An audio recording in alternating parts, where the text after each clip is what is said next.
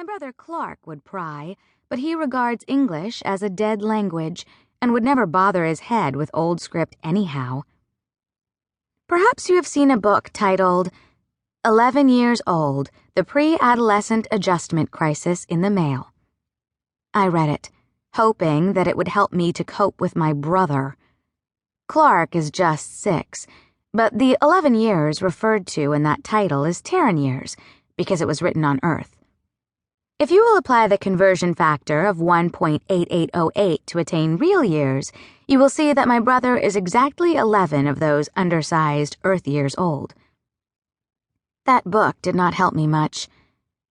It talks about cushioning the transition into the social group, but there is no present indication that Clark ever intends to join the human race. He's more likely to devise a way to blow up the universe just to hear the bang. Since I am responsible for him much of the time, and since he has an IQ of 160 while mine is only 145, you can readily see that I need all the advantage that greater age and maturity can give me. At present, my standing rule with him is, keep your guard up and never offer hostages. Back to me. I'm colonial mongrel in ancestry, but the Swedish part is dominated in my looks, with Polynesian and Asiatic fractions adding no more than a not unpleasing exotic flavor. My legs are long for my height, my waist is 48 centimeters, and my chest is 90. Not all of which is rib cage, I assure you. Even though we old colonial families all run to hypertrophied lung development, some of it is burgeoning secondary sex characteristic. Besides that, my hair is pale blonde and wavy, and I'm pretty. Not beautiful. Praxiteles would not have given me a second look. But real beauty is likely to scare a man off, or else make him quite unmanageable, whereas prettiness, properly handled, is an asset. Up till a couple of years ago, I used to regret not being male, in view of my ambitions. But I at last realized how silly I was being. One might as well wish for wings.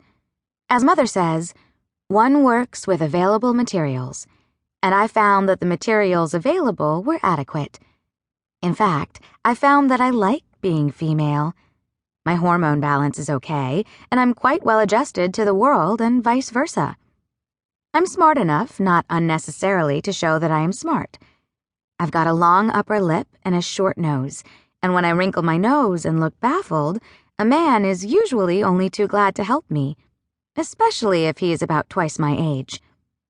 There are more ways of computing a ballistic than by counting it on your fingers. That's me, Potty Freeze, free citizen of Mars, female. Future pilot and someday commander of deep space exploration parties. Watch for me in the news. Mother is twice as good-looking as I am and much taller than I ever will be. She looks like a Valkyrie about to gallop off into the sky. She holds a system-wide license as a master engineer, heavy construction, surface or freefall, and is entitled to wear both the Hoover Medal with Cluster and the Christiana Order Knight Commander for bossing the rebuilding of Deimos and Phobos. But she's more than just the traditional hairy engineer. She has a social presence, where she can switch from warmly charming to frostily intimidating at will.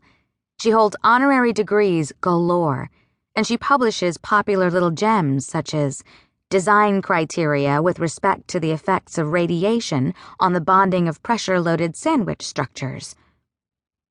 It is because Mother is often away from home for professional reasons that I am, from time to time, the reluctant custodian of my younger brother. Still, I suppose it is good practice, for how can I ever expect to command my own ship if I can't tame a 6-year-old savage? Mother says that a boss who is forced to part a man's hair with a wrench has failed at some point. So I try to control our junior nihilist without resorting to force. Besides, using force on Clark is very chancy. He masses as much as I do, and he fights dirty. It was the job Mother did on Deimos that accounts for Clark and myself.